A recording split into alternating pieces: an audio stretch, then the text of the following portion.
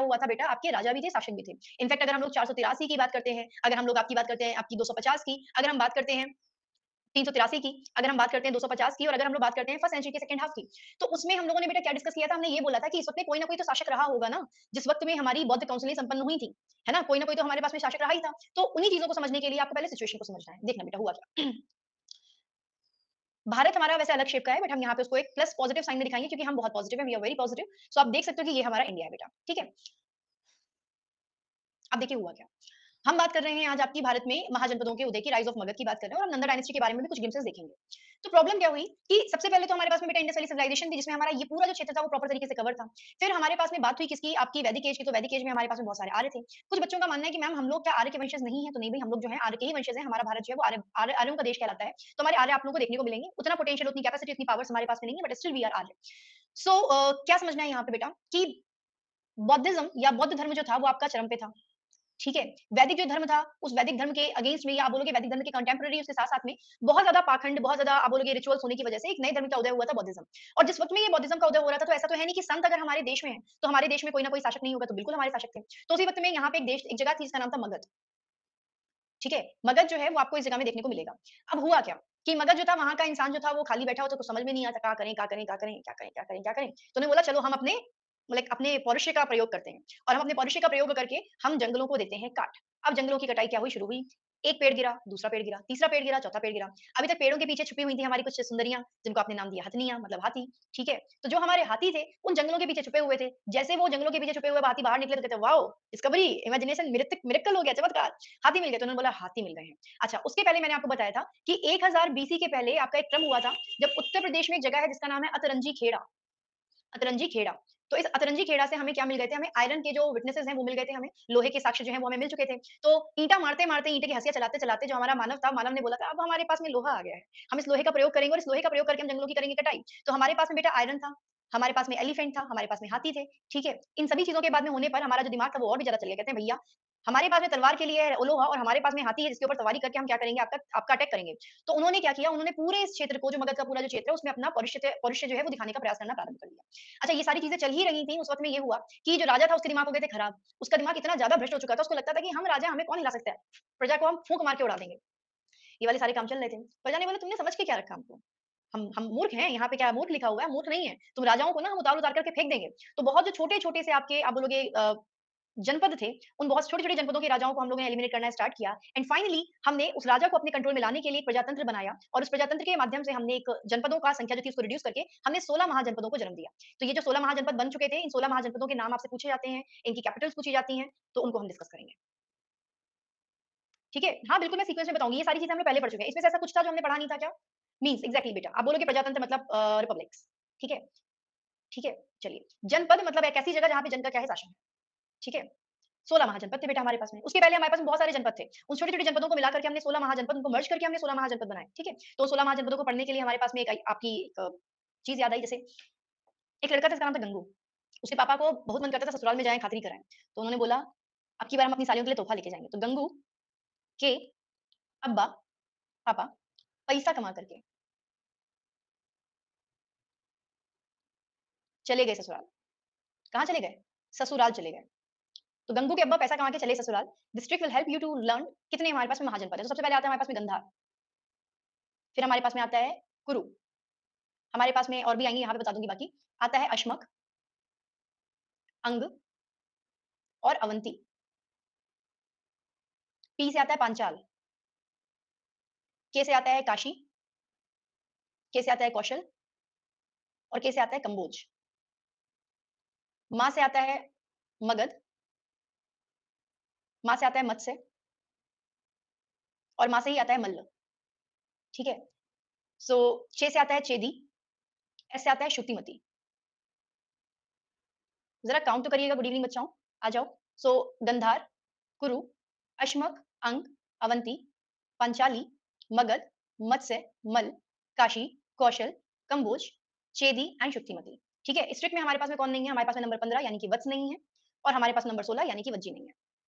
ठीक है? तो आप लोग ये बोलोगे। तो ये हमारे क्या थे बेटा महाजनपद थे कि गंगू के अब्बा पैसा कमा करके जब चले ससुराल तो 16 महाजनपदों का हुआ निर्माण। उन 16 महाजनपदों के नाम आपके ये हैं। इन नामों को देखने के साथ-साथ में इनकी लोकेशन को एंड इसके साथ-साथ में इनकी जो कैपिटल है उनको भी देखने की ज़िम्मेदारी आती है किसकी? आपकी और हमारी।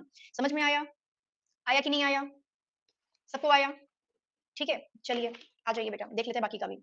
चलो, सो एक और स्लाइड लेती हूँ और जैसा कि मैंने आपसे बोला कि हम बहुत पॉजिटिव हैं, we are always very positive. So हम क्या करेंगे, हम एक और शेप बनाएँगे। चलिए, तो प्रारंभ करेंगे किससे? आपके मगध से। कानपुर जनपद में आपका स्वागत है। ठीक है? शहर, ग्राम, जिला, खंड, ब्लॉक, तहसील, प्रांत, राज्य, देश, ये वो सारे आपके नाम हैं जो कि किसी भी जगह को इंडिकेट करने के लिए काम में आते हैं। ठीक है? तो आप बोलोगे कि जनपद मतलब छोटे-छोटे से एरिया जहाँ पे किसी शासक का शासन था, उसको हमने जनपद का नाम दिया। पहले हमारे पास में जो जनपद होते थे, उनका एरिया बहुत छोटा-छोटा होता था, तो नंबर भी बहुत ज़्यादा होता था। फिर ये बोला कि इन चारों में सबसे ज़्यादा पावरफुल जो है वो ये वाला है। तो इन चारों को हटा करके हम एक को बनाएँगे और उसका जो जनपद है वो यहाँ पे स्थापित करेंगे। समझ में आया? देख लो बेटा। ठीक है? मैं जल्दी तो नहीं पढ़ा रही हूँ, मुझे जल्दी बता देना अगर मैं जल्दी पढ़ा रही हूँ तो। नहीं? इतना ठीक है ना? सबको? आगे बढ़ जाऊँ? चलो, नो मैम, आ जाइए। तो अब मैं इनको डिलीट कर देती हूँ, इरेज़ कर देती हूँ। अब देखेंगे हम लोग इनको ये है कहाँ-कहाँ पे। सो आइए, इनमें ना होती है कहानी, अगर आप हिस्ट्री पढ़ोगे आपको कहानी मिलेगी, आपको स्टोरी मिलेगी and that story will definitely make you like generate interest. अच्छा, कौन-सी क्लास? बेटा आप लोगों की क्लास जो होती है वो मंडे को होती है। आप लोगों की जो क्लास होती है वो ट्यूसडे को होती है आई थिंक, है ना? 1 मिनट में और देख लेती हूँ, हमारी जो क्लास होती है मतलब टारगेट बैच की, वो मंडे को होती है और वो हमारी आपकी ट्यूसडे को होती है एंड वो हमारी वेडनेसडे और थर्सडे को नहीं होती है ना? वो हमारी फ्राइडे को भी नहीं होती है, वो हमारी सैटरडे को भी नहीं होती है और वो हमारी संडे को होती है। तो हमारी वीक में 3 दिन क्लास होती है। देखो मैं बताती हूँ बेटा, फ्राइडे सैटरडे जो होता है ना, फ्राइडे सैटरडे वो टीचर का ऑफ होता है। टीचर का ऑफ होता है जिसमें से फ्राइडे फुल ऑफ होता है मेरा और सैटरडे जो होता है वो पार्शियल ऑफ होता है। इसमें हम लोग करंट अफेयर्स की क्लास लेते हैं जो पेड क्लास है। मेरे पास मंडे को समय नहीं था तो इसलिए हमारा हो नहीं पाया। तो सैटरडे को और आपकी फ्राइडे को मेरा वीक ऑफ रहता है। सो हमारा संडे या आप बोलोगे कि हम टारगेट बैच की जब तैयारी करते हैं ना, तो 1 हफ्ते में एक और मैं आपको बात बताऊँ, हमारी 3 सेशन होते हैं हर एक सब्जेक्ट के। तो 3 सेशन में 1 दिन अगर आप देखोगे, सपोज़ करिए आपने कि टारगेट बैच में अपने आप को आपने एनरोल कराया है। तो टारगेट बैच में आपकी 3 दिन वीक में या आपकी वीक में 6 डेज़ क्लास होगी, ठीक है? वीक में कितने दिन क्लास होगी? आपकी 6 डेज़ क्लास होगी। उन 6 डेज़ में आपकी 3 डेज़ 2 सब्जेक्ट्स और 3 डेज़ 2 सब्जेक्ट्स इस तरीके से क्लास हो रही होगी। आई थिंक मैं यही बोल रही हूँ, यही है ना आप लोगों का? अक्षिता, शुभम, सिद्धार्थ कि 2 दिन 2 सब्जेक्ट, 2 दिन 2 सब्जेक्ट। इससे फ़ायदा क्या मिलता है? ऐसा नहीं होता? ऐसा नहीं है? 1 दिन में आपके 2 सब्जेक्ट्स नहीं होते हैं इसमें टारगेट बैच में? आप लोग रिवीजन भी तो करो बेटा। देखो टीचर पढ़ा देगा उससे कोई फ़ायदा नहीं है। आप लोगों को सेल्फ स्टडी भी करना ना वो भी ज़रूरी है ना? होते हैं ना? तो वही तो मैं बोल रही हूँ आप लोगों की कि 2 दिन का वीक होगा तो आपकी 5 डेज़ क्लास होगी, तो आप जनरल स्टडीज़ को पढ़ोगे तो आप लोगों को क्लासेस लंबी मिलती हैं। टीचर के पास में भी टाइम को मैनेज करना होता है और आपकी सेल्फ स्टडी भी हो वो भी ज़रूरी है इसलिए। ठीक है, चलो अच्छा आ जाओ हम लोग पढ़ लेते हैं पहले जो हमारा टॉपिक है। मैं क्या बोल रही थी? मैं बोल रही थी कि जो हमने 16 महाजनपद बनाए थे, इन सभी महाजनपदों की अगर हम लोग बात करेंगे तो बेसिकली उत्तर भारत में ही थे, दक्षिण भारत में आपको नहीं मिलेंगे। ठीक है? 6 डे ही क्लास होती है ना बेटा? तो हम प्रारंभ करेंगे कहाँ से? मगध से। तो मगध जो था हमारा वर्तमान में अगर आप लोग जाओगे बिहार, प्राइवेट कर दूँगा नहीं, प्राइवेट नहीं करूँगी। अगर आप बिहार जाते हो तो बिहार में मगध है, ठीक है? बिहार के अगर आप लोग डायरेक्शन की बात करो तो नॉर्थ है, मैं डायरेक्शन बोलूँगी साउथ है, ये आपका वेस्ट है और ये आपकी ईस्ट डायरेक्शन है। तो अगर मैं मगध के थोड़ा-सा कहाँ पे जाऊँगी वेस्टवर्ड डायरेक्शन में जाऊँगी, तो वेस्टवर्ड डायरेक्शन में आपको मिलेगा क्या? एक और जनपद जिसका नाम था क्या? आप बोलोगे मैम अंग जनपद मिलेगा, नहीं बज्जी नहीं, बज्जी तो आपको नॉर्थ में मिलेगा। आपको मिलेगा अमित अंग जनपद। तो आप क्या करोगे? अवंती को भी बताऊँगी, अंग को भी बताऊँगी, आपका अंग मिलेगा आप लोगों को, ठीक है? हम लोग अंग करेंगे, काशी बिल्कुल, काशी, कौशल और कंबोज आपको बीच में मिलेगा, ठीक है? सो इधर आपको मिलेगा कौन-सा? ऐसे बना लो अंग और इसके बगल में मिलेगा आपको काशी। ठीक है? तो ये लीजिए काशी, वाराणसी, अंग, ठीक है? और ये रहा आपका मगध, तो हमारे 3 जनपद हो गए यहाँ पे। अच्छा, आप अगर मगध के थोड़ा-सा ऊपर जाओगे तो आपको मिलेगा वज्जी और इनकी कैपिटल भी आपको याद करनी है, तो इसलिए अभी मैं सिर्फ ब्लैक से कर रही हूँ, रेड से मैं आपकी कैपिटल के नाम कर दूँगी। ठीक है? तो मिल गया आपको वज्जी। वज्जी के ऊपर अगर आप लोग जाओगे नहीं, बिल्कुल, अगर आप वज्जी के ऊपर जाओगे तो आपको मिलेगा एक और जनपद जिसका नाम है मल्ल। ठीक है? अच्छा, अगर आप लोग इधर जाओगे तो आप लोगों ने कुरु का नाम सुना है? कुरु का नाम सुना है कि नहीं सुना है? कुरु, कुरु, कुरु, कुरु या हाय मैं क्या करूँ? चलो, तो आप जब जाओगे तो आपको मिलेगा कुरु यहाँ पे, ये रहा आपका कुरु। अच्छा, अगर अगर आप लोग जाते हो बात करते हो किसकी? गंधार की। गंधार बेटा कहाँ पे लोकेटेड हो सकता है एट प्रेज़ेंट? गंधार बाहर है, कहाँ पे हो सकता है? हाँ बेटा, कुरुक्षेत्र वाला। पाकिस्तान, अफ़गानिस्तान, बिल्कुल अगर आप लोग जाओगे यहाँ पे, सो ये मिलेगा आपको यहाँ पे गंधार। ठीक है, लोकेशन देख लीजिएगा, आपको लोकेशन से हेल्प मिल जाएगी, वो हमारे नॉर्थ वेस्टर्न डायरेक्शन में है। एंड इसके अगर थोड़ा-सा अगर आप इस साइड में आओगे तो आपको मिलेगा कंबोज, काशी, कौशल और कंबोज। ठीक है, तो ये मिल गया आपको कौशल। देन कुरु के नीचे अगर आप लोग जाओगे तो बेटा यहाँ पे मिलेगा आपको पांचाल, पांचाल जो कि आपका पंचाली जहाँ से फेमस है, तो पांचाल आपको मिल जाएगा। पांचाल के नीचे में आप आओगे तो आपको मिलेगा कौशल, तो यहाँ पे करिए कौशल। ठीक है, इस मैप को ऐसे ही आपने बना लेना है ताकि आपको याद रहें चीज़ें। एंड अगर आप लोग जाते हो भरतपुर, अगर आप लोग जाते हो अलवर, तो अलवर, भरतपुर की जगह में आप लोगों को मिलेगा कौन-सा आपका काशी की कौशल, कंबोज। बेटा इधर आप आइए, आपको मिलेगा मत्स्य। ठीक है, पहले तो आप मत्स्य बनाइए इधर में, ठीक है? विराट नगरी इसकी कैपिटल थी। इसके नीचे अगर आप यहाँ पे आओगे तो आपको मिलेगा शूरसेन। वैसे आपका होना तो चाहिए इसी जगह में, हम लोग यूपी, बिहार को आपका यहाँ पे पूरा बाइफरकेट कर रहे हैं। अच्छा, नीचे जाओगे तो आपको मिलेगा यहाँ पे अवंती। अवंती की थी उज्जैनी, तो उज्जैनी एमपी में है, ठीक है? तो आप यहाँ पे इसको कर लीजिए। फिर अगर आप लोग जाओगे यहाँ पे काशी हो गए, कौशल हो गए, कितने हो गए? 1, 2, 3, 4, 5, 6, 7, 8, 9, 10, 11, 12, 13। बेटा यहाँ पे आप आइए तो आपको मिलेगा वत्स, ठीक है? और इस जगह में आएँगे आप तो आपको मिलेगा अश्मक, अश्मक। नॉर्मली एकमात्र था जो आपको मिल रहा था गोदावरी नदी के तट पे, और गोदावरी जो है वो आप लोगों को मिलेगी कहाँ पे बेटा? महाराष्ट्र में, तो आप गोदावरी नदी के तट पे कर सकते हो।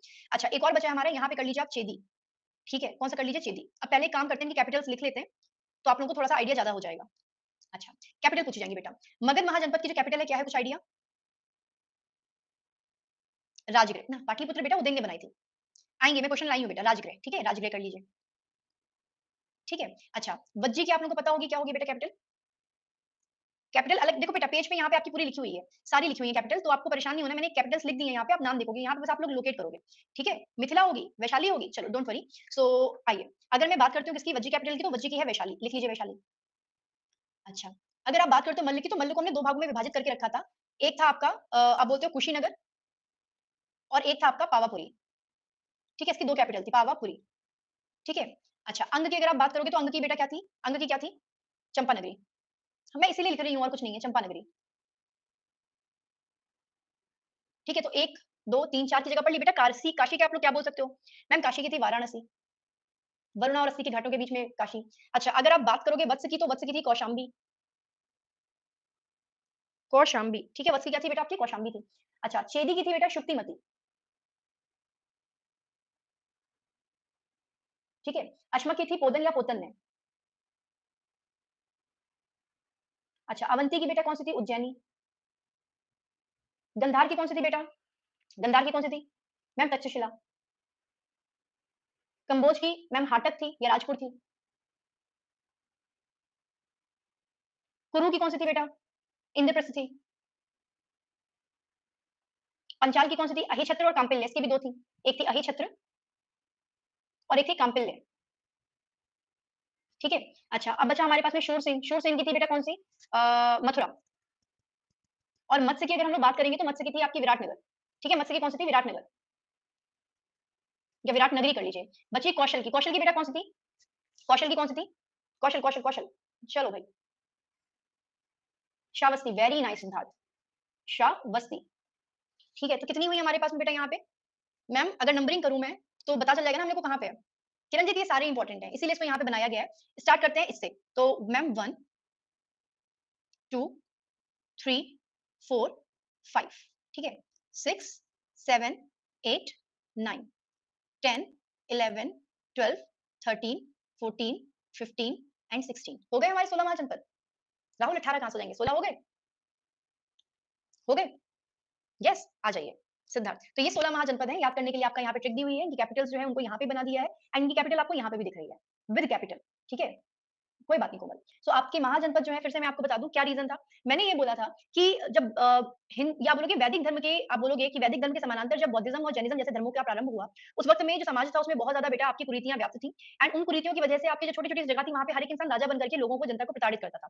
तो जनता ने इसका बेनिफिट उठाया, जनता ने बोला कि अब इन जनपदों के स्थान पे हम महाजनपद बनाएँगे, जहाँ पे जो सर्वशक्तिशाली शासक होंगे उनका क्या होगा, आपका प्रतिनिधित्व होगा, वहाँ पे उनका रिप्रेजेंटेशन होगा, उनका रोल होगा। उन 16 महाजनपदों के लिए हमने ट्रिक पढ़ी कि काशी, गंगू के अब्बा पैसा कमा के चले ससुराल, तो गंगू के अब्बा के जी से गंधार से हो गया, या उनके सबके नाम जो है वो यहाँ पे हैं। आप बोलोगे मैम मगध जो था उसकी कैपिटल राजगृह थी, मैम काशी की थी वाराणसी, अंगा की थी चंपानगरी, वज्जी की थी वैशाली, मल्ल की थी 2 कुशीनगर और पावापुरी। इन सभी के नाम याद कर लोगे, ठीक है? मैम बेटा मोस्ट प्रोमिनेंट तो हमारे पास मगध ही था, ठीक है? फिर आप बात करोगे कौशल की, तो मैम कौशल की श्रावस्ती थी, चेदी की शुक्तिमती थी या शक्तिमती थी, पांचाल की अहिछत्र और कांपल्य थी, कुरु की थी इंद्रप्रस्थ, कंबोज की थी राजपुर या हाटक, एंड आपकी गंधार की थी तक्षशिला। ठीक है? बेटा आशीष, ये सारे आपके लोकेटेड है इन्हीं सब जगहों पे, कि अगर मैंने आपसे बोला गंधार कहाँ पे है, तो भारत और पाकिस्तान के बॉर्डर पे है। ऐसा नहीं है कि हम बोलें कि आपका जो जो महाजनपद थे वो सिर्फ और सिर्फ आपके मगध और बिहार में थे। हाँ, मेजरली आपको बिहार में, मेजरली आपको उत्तर प्रदेश में, आपको एमपी में देखने को मिलेंगे। हाँ, कुछ हमारे नॉर्थ इंडिया में, जैसे कि अगर आप बात करते हो कुरु की, तो आपने बोला कि मैम वो इंद्रप्रस्थ की बात करते हो, उसकी कैपिटल है, तो वो भई आपको हस्तिनापुर प्रस्थ जो है वो हरियाणा के आस-पास में मिल जाएगा, दिल्ली हरियाणा के बॉर्डर पे मिल जाएगा। और बाकी आगे चलोगे तो आप लोगों को कंबोज हुआ या आपको जो गंधार हुआ, वो भारत की उत्तर-पश्चिम सीमा पे मिल जाएंगे। ठीक है आशीष? तो ये हमारे क्या है कि जनरली लोकेशन है। देन अब अगर मैं बात करती हूँ मत्स्य की, तो विराटनगर है, शूरसेन की मथुरा है, अवंती की उज्जैनी और महेश्वती है, वत्स की कौशाम्बी है, एंड अश्वक की है पूतन या पोतन। ठीक? देन तो ये हमारे 16 महाजनपद हो गए। यस सिद्धार्थ। यस, इन पाकिस्तान। देन अब क्या है? अब यही जो रीज़न मैं आपको बता रही थी कि हुआ क्या, कि छठी शताब्दी, यानी क्योंकि आपको पता है कि 6 से लेकर के 5th बीसी जो कि हम लोग डाउनफॉल में चलते हैं, उसी दौरान में ये सारे काम आपके हो रहे थे। तो जनरली बाकी सारे जो राज्य थे, उन सभी राज्यों में से कुछ आपके 4 राज्य थे जिनको बोला गया कि इनको ज़्यादा शक्तिशाली इनके शासक थे। उनमें हम बोलते हैं कि हमारे पास में मगध था जो कि प्रॉपर बिहार में था, हमारे पास में कौशल था, हमारे पास में वत्स था और हमारे पास में अवंती थे। इन चारों जो आपके राज्य हैं उनमें क्या हुआ टक्कर हुई कि हम में से कौन सबसे ज़्यादा शक्तिशाली, हम में से कौन सबसे ज़्यादा पावरफुल है। तो इन लोगों ने क्या किया बेटा अपने आप का प्रभुत्व स्थापित करने के लिए मगध साम्राज्य का क्योंकि ऑलरेडी हमने अतरंजी खेड़ा से इस लोहे को ढूँढ लिया था, ऑलरेडी हमने जंगलों को काट करके हाथियों को दे लिया था, तो हमारे पास में सेना जो थी वो विशाल हो रखी थी। तो इन राज्यों में ये आपका कॉम्पिटिशन उठा कि हम में से कौन सबसे ज़्यादा पावरफुल है, हम में से कौन सबसे ज़्यादा शक्तिशाली प्रभुत्व संपन्न है। इस चीज़ को प्रूव करने के लिए इन सभी राज्यों के बीच में, इन सभी महाजनपदों के बीच में शासन हुआ एंड इन सभी राज्यों ने, इन सभी महाजनपदों ने अपने आप को बहुत ज़्यादा शक्तिशाली बताने के लिए एक दूसरे या अपने नियरेस्ट जो आपके महाजनपद थे, उनके ऊपर अटैक करना स्टार्ट किया, अटैक करना प्रारंभ किया। उन अटैकों में मेजर जो रोल था, वो हमारे यहाँ के शासकों का था, उन शासकों को मैं बताऊँगी भी ना। देन आपको बता दूँ कि ये तो प्रारंभ की स्थिति थी, लेकिन अंत में जो सबसे ज़्यादा प्रोमिनेंट हुआ, वो मगध ही हुआ। मगध सबसे ज़्यादा शक्तिशाली बना एंड इसीलिए हम लोग इसको बोलते हैं मगध का साम्राज्य। ठीक है? मगध का साम्राज्य। इसीलिए हम लोग बोलते हैं क्योंकि मगध ही सबसे ज़्यादा शक्तिशाली था एंड इसकी तुलना करी जाती है वर्तमान से क्योंकि अगर आप आज की बात करोगे तो हम बोलते हैं कि मैं मगध जो है वो प्रॉपर्ली आपका बिहार में है और बिहार की अगर हम लोग एक सिचुएशन देखें तो कहते हैं कि एक समय था जब बिहार में से सबसे ज्यादा आपके जो लोग थे वो आईएएस ऑफिसर्स बनकर के निकलते थे बट वर्तमान की कंडीशन जो वहां पे शिक्षा का स्तर है वो काफी हद तक आपका गिर चुका है। नहीं, आयरन की अवेलेबिलिटी जो हुई थी बेटा वो हुई थी आपकी यूपी के अतरंजी खेड़ा में, एटा के पास में है। ठीक है? अतरंजी खेड़ा। और अगर आप लोग बात करते हो किसकी झारखंड की अगर आप बात करते हो बिहार की तो बेटा बिहार से ही झारखंड दक्षिण भाग को काट करके निकाला गया 2000 सन में। तो जंगल बहुत ज्यादा थे वहां पे तो उन जंगलों को काट करके जब हमने काटा उन आयरन का प्रयोग करके तब हमारे पास में हाथी मिले जिससे हमारी सेना जो है वो बढ़ गई। Oh my God, Bihar! Attending class from Bihar. Maximum aspirants are preparing for the competitive examination are from the Bihar. I'm not talking about people जो कि कॉम्पिटिटिव एग्जामिनेशंस की तैयारी कर रहे हैं, they are very brilliant but अगर मैं schooling की बात करूंगी तो शिक्षा का स्तर वहां पे देखने को मिलता है। ठीक है? सो यूपी के अतरंजी खेड़ा में मिला था आयरन। अब देखिए बेटा हुआ क्या? कौन-कौन से राज्य बताए मैंने बोला मैं मगध है, कौशल है, वत्स है और अवंती है। इनमें से आपका जो मगध था वो सबसे ज्यादा शक्तिशाली हुआ। अब यहाँ पे मैंने जगह छोड़ी है। हमारे पास में एक ट्रिक है कि मगध का जब उत्कर्ष हुआ, मगध का जब राइज हुआ तो हमारे पास में कौन-कौन सी डायनेस्टीज बनी थी। ठीक है? From Jammu very good Ajay. So हम क्या बोलेंगे हमारे पास में एक ट्रिक है कि बाहर से नंदू की माँ ने आवाज लगाई। ठीक है?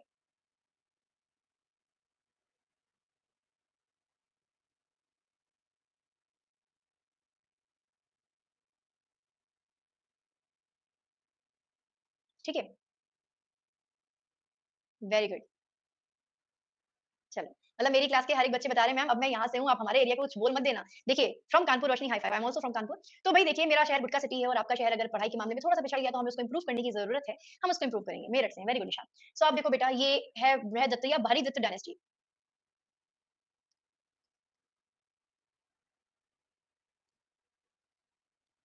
ठीक है? एच से है हमारे पास में हर्रिक डायनेस्टी।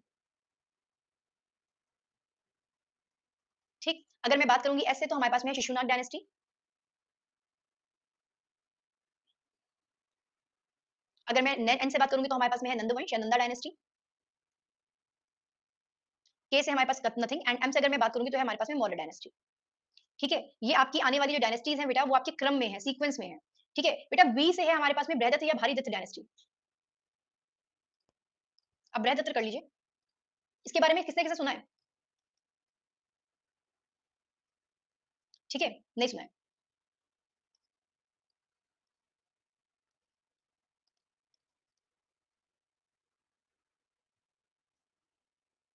पढ़ा है मैम सोनाली? चलो बेटा, बहुत अच्छी बात है। सो पढ़ा है। बस सोनाली ने पढ़ा और किसने-किसने पढ़ा है भारीदत्त डायनेस्टी के बारे में? भई ये बताओ फटाफट से। किसने-किसने पढ़ा है? ओके, आशीष ने पढ़ा है, चिरंतन ने पढ़ा है, राहुल ने पढ़ा है, चलो बेटा। ओके, पढ़ा है। पढ़ा है तो बताओ मुझे इसके बारे में इसके संस्थापक कौन थे? क्योंकि नोट्स में इसके बारे में नहीं लिखा हुआ है। ठीक है? We do not have anything about this dynasty in the notes.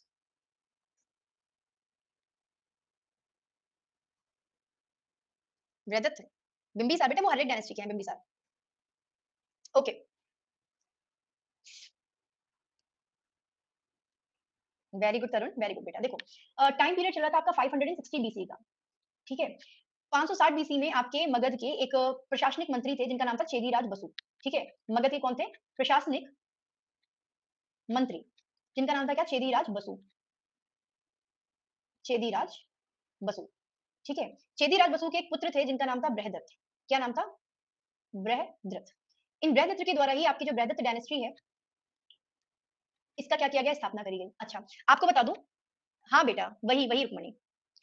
Okay, बेटा एडमिनिस्ट्रेटिव मिनिस्टर थे आपके like during 560 BC in Magad there was an administrative minister named as Chediraj Basu. His son named as Brihadatta established a dynasty which is known to us as a Brihadatta dynasty.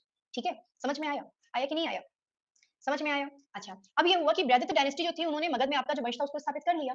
But problem यहाँ पे क्या हुई कि बृहदत्त के द्वारा ये आरोप लगाया गया कि हम उत्तर भारत में, नॉर्थ इंडिया में जो अपनी डायनेस्टी है, अपना जो साम्राज्य है, उस साम्राज्य को हम क्या नहीं कर पा रहे हैं, हम उसको एक्सपेंड नहीं कर पा रहे हैं। जब इन्होंने आरोप लगाया कि we are not able to expand the dynasty in the north India, तो उन्होंने इसका जो इल्ज़ाम था, वो लगाया कृष्ण के ऊपर। इन्होंने बोला कि कृष्ण और अर्जुन जो हैं, ये क्या कर रहे हैं भाई, हमें उत्तर भारत में अपनी डायनेस्टी को आपका बढ़ाने के लिए लाइक आगे बढ़ाने का मौका नहीं दे रहे हैं, अपॉर्च्युनिटी नहीं दे रहे हैं। अच्छा हुआ क्या कि कहते हैं कि कृष्ण के द्वारा और अर्जुन के द्वारा हाँ, आइए, जो कृष्ण और अर्जुन हैं, उनके द्वारा क्या कर दिया गया, आपका बृहदत्त की हत्या कर दी गई। जब इनकी हत्या बृहदत्त के द्वारा कर दी गई, तो इनके पुत्र आए। इनके पुत्र का नाम कौन बताएगा? किसी को पता है कि बृहदत्त के पुत्र का नाम क्या था? Very good, Jarasandh. ठीक है? तो जरासंध जो थे, उन जरासंध ने ये आपका 560 बीसी मत करिएगा, इसको अभी आप छोड़ दीजिए। ये अभी कर लो, चलो बताती हूँ, फिर आगे बताती हूँ। ठीक है? तो कहते हैं कि ज जरासंध थे, जरासंध ने कृष्ण और अर्जुन के ऊपर अपने पिता बृहदत्त की हत्या का आरोप लगाया और हत्या का आरोप लगाने के बाद में इन्होंने क्या किया, इन्होंने अर्जुन को ललकारा, जिसकी वजह से इन्होंने और इनकी और अर्जुन की लड़ाई हुई और अर्जुन ने इनकी हत्या कर दी। इसके बाद में इनके आए पुत्र रिपुंजय। ठीक है? कौन आए? रिपुंजय। तो जो रिपुंजय थे, उन रिपुंजय ने क्या किया, भीम के साथ में मल्ल का युद्ध किया। ठीक है? भीम के साथ मल्ल का युद्ध किया और इस मल्ल के युद्ध में भीम ने इनको मल्लामल्ल कर दिया। अच्छी तरीके से इनका मल्ल से ठोका-पीटी करी गई and Ripunjay was the last ruler of the Brihadatta dynasty. तो इस तरीके से आपका जो लाइक कहानी थी वो समाप्त हुई। अच्छा ये जो आपको पूरी चीज़ें बताई जा रही हैं, these are the things which are not बहुत ज़्यादा एक्सेप्टेबल। ठीक है? ठीक है? तो मैं आपको बता दूँ कि ये जो चीज़ें, जो कहानी है, जो स्टोरी है, वो स्टोरी आपकी बहुत ज़्यादा एक्सेप्टेबल नहीं है क्योंकि इसके ऊपर बहुत ज़्यादा संदेह है, बहुत ज़्यादा संशय है कि ऐसा कुछ हुआ भी था कि नहीं हुआ था क्योंकि 560 बीसी का जो समय दिखाते हैं ना, वो इन्होंने पता नहीं अपनी इमेजिनेशन में लड़ाई करी, किस तरीके से लड़ाई करी, इसके बारे में बहुत ज़्यादा प्रूफ दिखाते नहीं है। बट हाँ, हम कहते हैं कि इसी वक़्त से आपका जो लड़ाई थी, जो झगड़ा था, जो एक्सपेंशन था, वो प्रारंभ हो चुका था। वो वहाँ पे कृष्ण और अर्जुन थे। हाँ बेटा, बीच के सारे जो एरिया हैं, जो टाइम पीरियड है, वो सारी ये डायनास्टीज़ आपकी गायब हैं। तो ये बेटा आपका पूरा एक लंबी सी कहानी है, हालाँकि इस कहानी का कोई भी ऑथेंटिफिकेशन जो है, वो कहीं पे प्रूवन नहीं है। ठीक है? और आप लोग बोलोगे, आप बोल सकते हो बेटा लाइक क्योंकि अर्जुन और कृष्ण जो है वो बहुत पुराने समय से हैं। इनफैक्ट अगर आप बात करोगे अच्छा एक बात बताऊँ कि अगर मैं आपसे आईबीसी की बात करती हूँ या अगर मैं आपसे बोलती हूँ किसके बारे में आपके वैदिक एज की, तो कृष्ण जो थे वो वैदिक एज के पहले थे या वैदिक एज के बाद में आए थे कृष्ण? बताइए। आफ्टर वैदिक, पहले आए हैं वैदिक के। बेटा 5000 बीसी की बात है ये। हर जगह बहुत इसीलिए मैं बोल रही हूँ कि इसके बारे में हम लोग कहानी पढ़ लेते हैं क्योंकि मेरे पास में जो ट्रिक है उसमें हम लोग पढ़ लेते हैं। बट इसके बारे में आपको हर जगह you will get like lots of different different assumptions about the history of this time period. ठीक है? तो हमारे पास में क्रोनोलॉजी नहीं है। तो बेटा इंडस वैली सिविलाइजेशन हो चाहे वो वैदिक एज हो, उन सबके पहले आए थे। पहले आए थे। हाँ बेटा, पुराणों के अकॉर्डिंग पुरानी की घटना है, अभी की घटना नहीं है, ठीक है? खैर, अब हमारा जो प्रॉपर है कि अगर हम लोग बात करें कि हमारे पास में ये था, यहाँ पे पूरी स्टोरी थी, तो आपने उसके हिसाब से देखा कि हमारे पास में सीक्वेंस में पहले हर्यक वंश आएगा, फिर शशनाग वंश आएगा, फिर नंद वंश आएगा, फिर आपकी मौर्य डायनेस्टी आएगी। हाँ बेटा, बिल्कुल, बिल्कुल। ठीक है? चलिए आ जाइए। तो कहते हैं कि जो हर्यक वंश है उसका जो टाइम पीरियड है वो 544 से लेके 412 बीसी है। इस बीसी को अगर आप याद करना चाहें तो आप याद कर लीजिए क्योंकि आप मल्टीपल टाइम जब इसको याद करोगे तो आपको हेल्प मिलेगी। तो 544 बीसी से लेके 412 बीसी के दौरान में हमारे पास में मगध में एक डायनेस्टी होती थी जिसका नाम था हर्यक डायनेस्टी। इस हर्यक डायनेस्टी के जो फाउंडर थे उनका नाम था बिंबिसार, तो बिंबिसार का नाम पूछा जाता है। कहते हैं कि हर्यक डायनेस्टी की जो प्रारंभिक राजधानी थी वो थी राजगृह। लेकिन अंत आते-आते हर्यक डायनेस्टी के अंत होते-होते इसकी जो डायनेस्टी थी वो कहाँ पे शिफ्ट हो चुकी थी? पाटलिपुत्र में हो गई थी, तो ये इंपॉर्टेंट है। ठीक है? शेखर आपने पहला सेशन ले रहे हो बेटा आपका आज का पहला सेशन है। नहीं बेटा बिंदुसार जो है वो मौर्य वंश में आएँगे, बिंबिसार जो है वो हर्यक वंश में आएँगे। शेखर बीसी का मतलब होता है बिफोर क्राइस्ट। ठीक है? जीसस क्राइस्ट के आने से पहले का जो भी समय था उसको हमने बिफोर क्राइस्ट बोला। हाँ बेटा इसको बिल्कुल, बिल्कुल बोलते हैं, ठीक है? तो आप देखिए बेटा, कहते हैं कि हर्यक डायनेस्टी जो है वो हर्यक डायनेस्टी के संस्थापक बिंबिसार है। पहला क्वेश्चन यही पूछा जाएगा कि हर्यक डायनेस्टी के संस्थापक कौन थे? आपने बोला मैम बिंबिसार थे। बिंबिसार की जो राजधानी थी वो आपकी राजगृह थी, राजगृह जो कि आपकी मगध की राजधानी थी, तो प्रारंभ में हमारी राजधानी राजगृह थी। कहते हैं कि बिंबिसार जो है क्योंकि 6th से लेकर के 5th बीसी के बीच की सारी बातें चल रही हैं और हमारे पास में आपका जो जैनिज़्म था और जो हमारे पास में बौद्धिज़्म जो था वो उसी वक़्त में था। तो बुद्ध और जैन धर्म के जो आपके दार्शनिक थे, उन्होंने डिफरेंट डिफरेंट नेम बोला। इनको यानी कि बिंबिसार को शोणिक बोला गया है जैन साहित्यों में, जो जैन लिटरेचर है उनमें बिंबिसार को शोणिक बोला गया है। तो ये आपको बार-बार लिखने होंगे कि मैम 544 से लेकर के 492 बीसी हमारे पास में बिंबिसार जो था वो हर्यक डायनेस्टी का पहला शासक था। ठीक है? हाँ बेटा, बिंबिसार। चलो, आ जाओ। बिंबिसार कहाँ से आए थे ये बताते हैं। साँस ले लो। देखना बच्चा, अगर हम सीक्वेंस की बात करें, 544 से लेके 492 तक चिंटू, ठीक है? 544 से। अ, हम लोगों ने सबसे पहले बेटा क्या पढ़ा था? Stone age.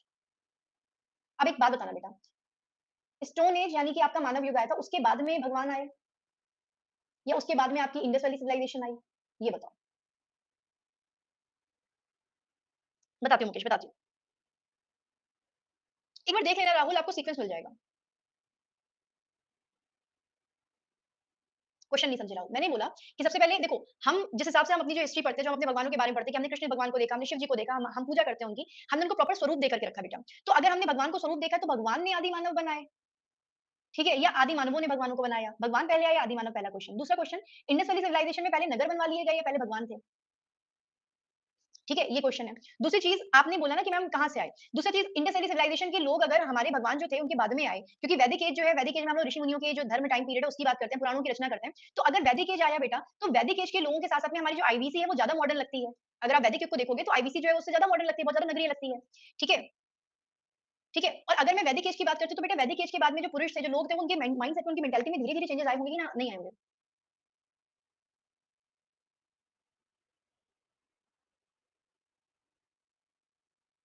Please, please refresh.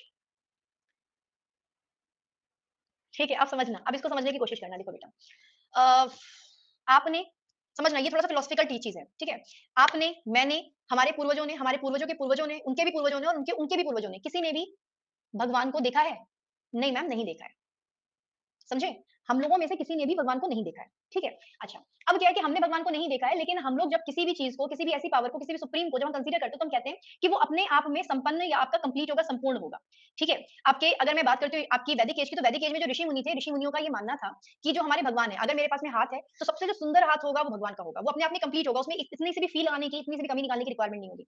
ऋषि मुनियों ने भगवानों को बोला कि हम जब पूजा प्रबंध करते हैं, तो हमारे पास में मूर्ति पूजा उस वक़्त में भी नहीं होती थी बेटा, प्रकृति की पूजा होती थी, नेचर की पूजा होती थी, ठीक है? तो अब हम लोगों का जब हमने अपने धर्म अगर मैं बात करूँ धर्म की, तो धर्म क्या है? जीवन को जीने की शैली है, एक जीवन शैली है कि हम किस तरीके से अपने धार्मिक कार्यों को संपन्न करते हैं। तो हम अपने हिसाब से एक हमने एक ऐसी प्रतिमा का कि हमने दुर्गा माता का, हमने दुनिया भर के जितने भी हमारे पास में बेटा 33 कोटि के भगवान हैं, उन सभी भगवानों का हमने निर्माण किया। ये समझते हुए कि अगर हम इंसान हैं, तो एक इंसान ऐसा भी होगा, एक भगवान ऐसा भी होगा जो देखने में बहुत सुंदर होगा, जो जो हाथ उसके लंबे होंगे, जो बहुत शक्तिशाली होगा, जो सुप्रीम होगा। तो ये हमारी परिकल्पना है। जो हम कृष्ण की बात करते हैं, जो हम राम की बात करते हैं, जिनके बारे में हम कहानी सुनाते हैं, जिनकी इमेजेस हम जिनकी स्टोरी आपको सुनाते हैं, ये सारी बेटा मानव की बनाई हुई इमेजेस हैं। ये कैसे लगते हैं, कैसे नहीं लगते, इसके बारे में किसी को भी ज्ञान नहीं है। ठीक है? So this is just representation, that's it और कुछ भी नहीं है। तो अगर आप बोलो कि मैम बिंबिसार कहाँ से आया था? बेटा बिंबिसार अपनी मम्मी-पापा के बच्चा था, तो वहीं से आया होगा, है ना? तो लाइक अगर हम लोग मगध की बात कर रहे हैं, अब जैसे आपने बोला कि मैम मगध है, तो ये जो नामकरण हुआ कि इसको हम मगध बोलेंगे, इसको उत्तर प्रदेश बोलेंगे, बेटा भगवानों ने थोड़ी बोला होगा कि ये उत्तर प्रदेश है, ये हस्तिनापुर है, ये मगध है, ये चाणक्य है। ये सब भगवानों ने नहीं बोला होगा, ये सब तो हमारे दिए हुए नाम है ना। ठीक है? तो ये सारी चीज़ों को आप हमेशा से याद रखिए कि हम जिस तरीके से अपनी अपनी सुप्रीम गॉड को देखना चाहते हैं, हम उनकी परिकल्पना करते हैं। कुछ धर्मों में हम मूर्ति पूजा नहीं करते, हम कहते हैं कि मूर्ति पूजा की ज़रूरत क्या है? कुछ धर्मों में हम लोग मूर्ति मूर्ति को पूजा करते हैं, कुछ धर्मों में आपका लाइक मानस पूजा कर लेते हैं, तो सबके ऊपर अलग-अलग है। तो भगवान की डेफिनिशन हर एक इंसान की अपनी खुद की बनाई हुई है, तो उसके ऊपर हम कोई भी क्वेश्चन आंसर नहीं कर सकते। ठीक है? अब आते हैं अपने टॉपिक पे। ठीक? आ जाओ बेटा। हमने क्या पढ़ा?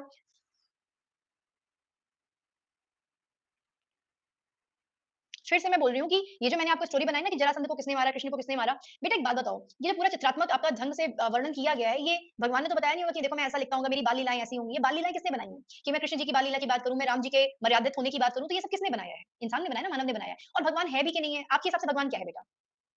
बताइए, आपके हिसाब से मेरे हिसाब से तो मैं बोलूँगी नेचर। हमें कोई अंत कर सकता है तो वह है प्रकृति। इसीलिए हम हमेशा से नेचर की पूजा करते थे कि हमारे पास में जितनी भी चीज़ें हमारे पास विज़िबल है, फिर बेटा बात आती है भई ये जो यूनिवर्स है वही किसने बनाया? अगर नेचर जो है जिसमें हमारे पास में सारी मौसम परिवर्तन हो रहा है, बारिश हो रही है, नदियाँ बह रही हैं, तो वो यूनिवर्स के अंतर्गत आती है, तो यूनिवर्स किसने बनाया? तो यूनिवर्स बनाया किसने? किसी पावर ने जिसको हमने नाम दे दिया गॉड, सिंपल। ठीक है? तो बस ये है और कुछ नहीं है। अब आ जाओ टॉपिक पे, ये एक्सप्लेन करना मेरे लिए, आपके लिए, हम सबके लिए, जितने भी रिसर्चर हैं सबके लिए बहुत डिफिकल्ट है। ठीक है? चलिए।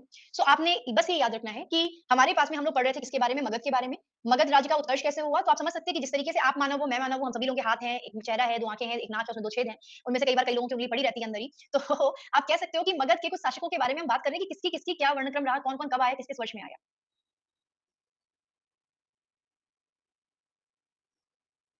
बिल्कुल, बिल्कुल बेटा रुक्मणी। ठीक है? तो ये आपको याद रखना है। तो मैंने क्या बोला कि हम मगध के बारे में पढ़ रहे हैं, तो मगध में कहते हैं सबसे पहला जो वंश आया था उसका नाम था हर्यक डायनेस्टी। लेकिन आप सभी लोगों को जैसे इन्फॉर्मेशन है वैसे मुझे भी इन्फॉर्मेशन है और हर एक इंसान को जो इन्फॉर्मेशन है वो आई है किसी इतिहासकार से। तो इतिहासकारों ने ऐसी बहुत सारी किताबें बना कर के रखी हैं, जिनमें से कुछ इतिहासकारों की किताबों में आप लोगों को बृहदत्त डायनेस्टी के बारे में भी वर्णन देखने को मिल जाता है, जो कि बहुत ही ज़्यादा एक्सेजरेट करके बनाया हुआ एक वर्णन है। अगर आप कहीं पढ़ें, कभी भूलें, कभी देखें, आपको प्रॉब्लम हो इसलिए मैंने आपको बता दिया। ठीक है? सीजन में मगध आएगा, आपसे ये नहीं बोला जाएगा कि कृष्ण कहाँ से आए थे। ठीक है, खैर आ जाइए। सो अगर मैं हर्यक वंश की बात करती हूँ तो कहते हैं कि 544 से लेके 412 बीसी में पूरा हर्यक वंश समेटा हुआ था। आप जैसे ही मानव थे, हम जैसे ही मानव थे। इस वंश के जो फाउंडर्स उनका नाम था बिंबिसार, जिनका कार्यकाल जो था वो 544 से लेकर के 492 बीसी का था। इनकी जो प्राथमिक या प्रारंभिक राजधानी थी हर्यक वंश की, तो आप बोलते हो वो थी राजगृह। राजगृह इसको हम लोग कहीं-कहीं गिरिब्रज के नाम से भी देखते हैं। कहते हैं कि ये जो आपका राजगृह था या ये जो आपके हर्यक वंश थे, इन हर्यक वंश के लोगों को आपका श्रोणिक बोला गया है किसमें? जैन साहित्य में, जैन लिटरेचर में। ठीक है?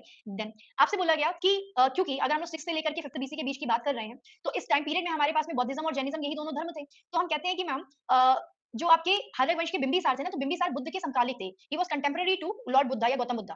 बेटा, फिर से तुम लोग समझते नहीं हो, देखो, देखो। अभी हमारा पहला जो शासक होगा बिंबिसार। बिंबिसार के बाद में कौन शासक आएगा? बताओ? Very nice.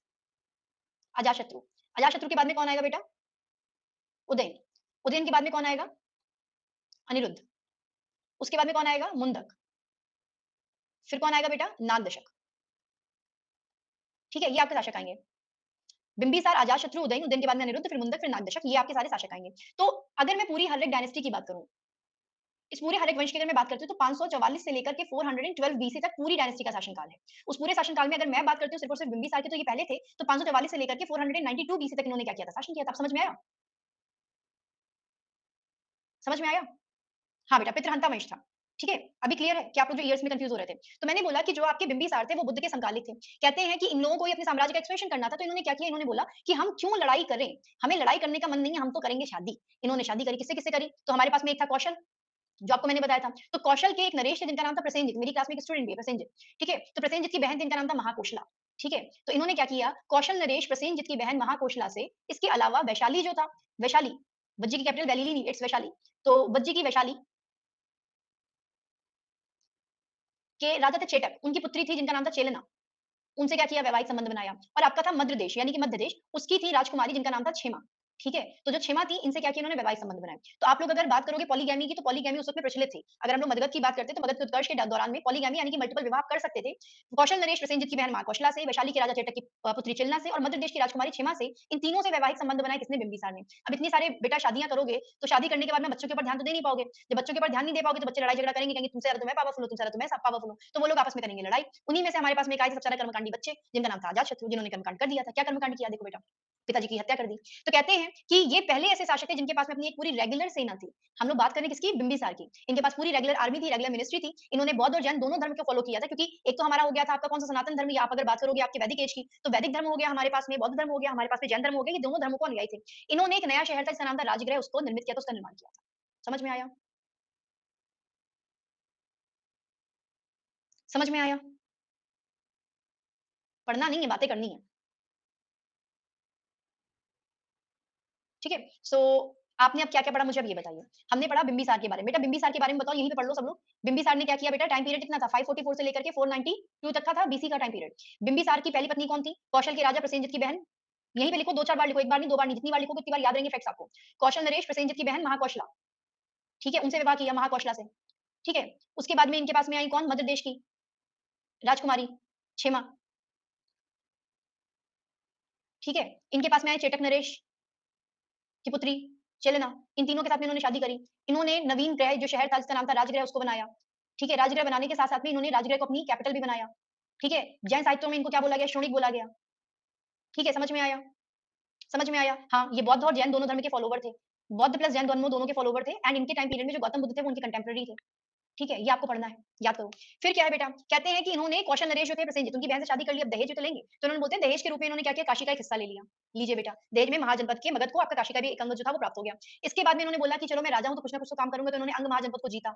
इसके अलावा इनका एक शाही चिकित्सक था जिसका नाम था जीवक। इन्होंने जीवक को भेजा कहाँ पे? उज्जैन। ठीक है? उज्जैन भेजा और वहाँ पे एक राजा थे अवंती के, उज्जैन अवंती, उसकी कैपिटल थी ना उज्जैनी की अवंती। तो आप बोलोगे अवंती या अवंती के राजा जिनका नाम था चंड प्रद्योत। प्रद्योत, चंड प्रद्योत को हुआ था पांडु रोग। तो उनके पांडु रोग या उनके पीलिया को, उनके जॉन्डिस को सही करने के लिए जब इन्होंने भेजा, तो उन्होंने उनकी बड़ी ज़्यादा हेल्प करी। ठीक है? समझ में आ गया? चंड प्रद्योत, आपको इनका नाम याद रखना है। ये सारे फैक्ट्स, सारी इन्फॉर्मेशन जब आप याद करोगे तब आपको याद होंगी, अदरवाइज़ इंडियन हिस्ट्री में आप लोगों को सीक्वेंस में चीज़ें नहीं मिलती हैं।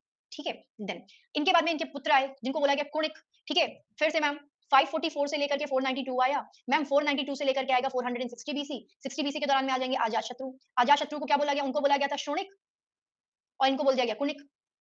ठीक है? अच्छा, कहते हैं कि बिंबिसार का उत्तराधिकारी कौन हुआ? अजातशत्रु हुआ। इन्होंने बिंबिसार की हत्या कर दिया। भई देखिए, आप जब मल्टीपल शादी विवाह करोगे तो बच्चा तो यही सीखेगा ना। कहेगा इंसान की वैल्यू है नहीं, एक लाओ, दूसरी लाओ, तीसरी लाओ, बच्चे करो, हो गया। तो पिताजी से कोई स्नेह प्यार रह नहीं गया। पिताजी आपका साम्राज्य बढ़ाते रह गए। पिताजी को समझ में ही नहीं आया कि क्या करें हम, क्या ना करें। तो इन्होंने क्या किया बेटा? इन्होंने अपने पिताजी की हत्या कर दी। पिताजी की हत्या करके इन्होंने अपना सिंहासन प्राप्त किया। फिर इन्होंने बोला कि यार कौन है मामा?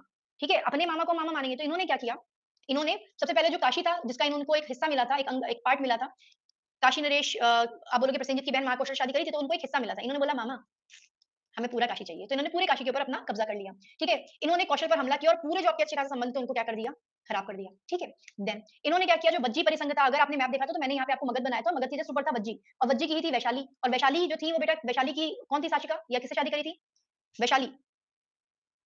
महाकोशला, लिच्छवी, ठीक है? तो आप बोलोगे कि वैशाली को इन्होंने मगध में जोड़ लिया। इस तरीके से गंगा जो है बेटा, गंगा की वैली की अगर हम लोग बात करें, तो गंगा आपकी उत्तराखंड से निकलती है, फिर आती है उत्तर प्रदेश में, उत्तर प्रदेश के बाद में आती है कहाँ पे? बिहार में, बिहार के बाद में आप लिख सकते हो झारखंड, झारखंड के बाद में या बिहार झारखंड पार्ट हो चुके हैं। आप अगर जाओगे वेस्ट बंगाल, तो इन सभी जगहों से निकलती है। तो जहाँ-जहाँ से गंगा निकलती है, वहाँ पे बनती है गंगा की घाटी। तो कहते हैं कि गंगा की घाटी में इन्होंने सबसे ज़्यादा शक्तिशाली साम्राज्य बना करके रखा हुआ था आपके, अपनी आक्रामक नीति के द्वारा, किसने? अजातशत्रु ने। इन्होंने गंगा के तट पर एक नगर बनाया, इसको उन्होंने नाम दिया पाटली। आगे चल करके इसी पाटली को उन्होंने पाटलिपुत्र बना करके अपनी कैपिटल बना दिया, हाइदी, ठीक है? हाँ, प्लीज़ सिद्धार्थ पूछो, ठीक है?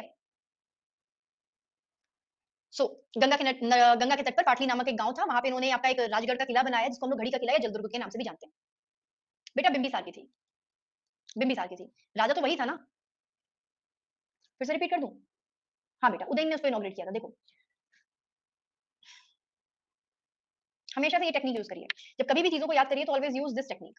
और इसको भी क्यों? आप इसको भी 2 पार्ट्स में डिवाइड कर सकते हो। हमेशा से ये करना है आप लोगों को, क्योंकि ये टेक्निक आप लोगों की बहुत बेटा हेल्प करेगी। आप बस जगह बनाइए, ऐसे बनाइए और ऐसे बनाने के बाद में आप क्या करिए, आप शासकों का नाम लिखिए। यहाँ पे लिख लीजिए आप बिंबिसार और यहाँ पे लिख लीजिए आप अजातशत्रु।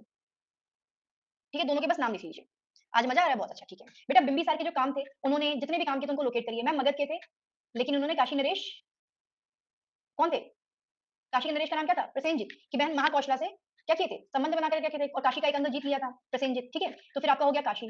इन्होंने क्या किया था बेटा? उसके बगल में पड़ने वाला था अंग, जिसकी कैपिटल थी चंपानगरी, चंपानगरी का एक अंग इन्होंने पार्ट ले लिया था, ठीक है? फिर इन्होंने क्या किया था? इन्होंने मैम बज्जी को जीत लिया था। अजातशत्रु ने मगध के ऊपर जो बज्जी था, उसको जीत लिया था। अच्छा, हमारे पास में चेटक नरेश थे। हमारे पास में आप बोल सकते हो कि हमारे पास मध्य देश की क्षमा थी, ठीक है? चेटक की बहन महाचेलना थी। तो इन सभी को इन्होंने जीता था। जैन धर्म, बौद्ध धर्म दोनों के फॉलोवर्स थे। मैम इन्होंने राजगृह का जो आपका नवीन नगर था वो बनाया था। फिर आपके अजातशत्रु आ गए थे। अजातशत्रु को कुणिक बोला गया, उनको बोला गया शोणिक। शोणिक, कुणिक इन्होंने अपने पिताजी की हत्या करी और अपने साम्राज्य की स्थापना करी, ठीक है? तो ये लिखना पड़ेगा, पढ़ना पड़ेगा, आपको उससे याद आएगा। खैर इन्होंने वज्जी परिसंघ का जो आपका था, उसमें इन्होंने अपना टारगेट बनाया कि मैं वज्जी को क्या करूँगा, जीतूँगा। इन्होंने काशी के साथ में जो अच्छे संबंध थे वो खराब कर दिए। इन्होंने बेटा गंगा की जो घाटी थी उसको बहुत ज़्यादा प्रॉस्पेरस किया, गंगा की घाटी में अपनी बहुत शक्तियाँ स्थापित करी। पाटली नगर में इन्होंने क्या किया, आपका जलदुर्ग या आपका राजगढ़ का किला या घड़ी का किला, जलदुर्ग या राजगढ़ का किला या जलदुर्ग या राजगढ़ किला, या आप बोलोगे घड़ी किला। इन्होंने इनका क्या किया, निर्माण किया। हाँ बेटा, पाटलिपुत्र बिहार एक ही है। ओके सिद्धार्थ, देखूँगी, देखूँगी, वो भी देखूँगी, आ जाओ। इनके बाद में आए हमारे पास में उदयन भैया फिर से मैम 544 लिखो, जितनी बार लिखो उतनी बार याद रहेगा। मुझे याद हो जाता है आप लोगों को पढ़ाते-पढ़ाते बेटा। 544 492 492 मैम 460 मैम 460 टू 440, ठीक है? आपका इसके बाद में 22 वर्ष तक आपके दूसरे शासन आ गए थे। तो आपने बोला मैम यहाँ पे कौन थे हमारे पास में, बिंबिसार। सारे काम ऐसे याद करो मैम, अजातशत्रु, शत्रु,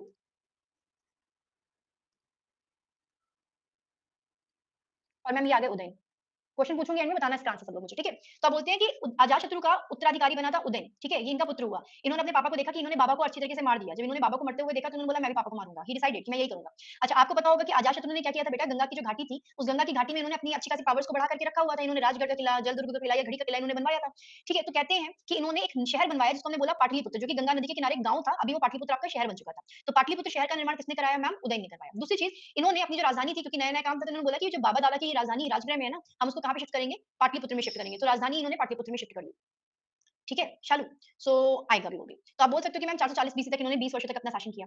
देन इसके बाद में कहते हैं कि हमारे पास में करीबन 22 वर्षों तक अनिरुद्ध मुंदक और नागदशक एज़ अ रूलर हुए, बट बहुत ज़्यादा ये शक्तिशाली, बहुत ज़्यादा पावरफुल नहीं थे। एंड फाइनली आपके जो नागदशक थे ना, नागदशक के आने के बाद में हमारे पास में एक नया धर्म आया, जिसको हमने कोट पढ़ा था कि बाहर से नंदू की माँ ने आवाज़ लगाई। तो अब आएगा कौन-सा वंश या कौन-सी डायनेस्टी? शिशुनाग डायनेस्टी। कौन-सी डायनेस्टी आएगी? ओके, इसको 444 ही कर लीजिए। मैंने 40 ही लिखा है, इसको आप 444 ही कर लो। ठीक है? बट एज़ सच इसमें भी बहुत ज़्यादा संदेह है। अभी ठीक है, खुश हो गए तुम लोग? 460 से 444, ठीक है? नीलांशु आ जाइए।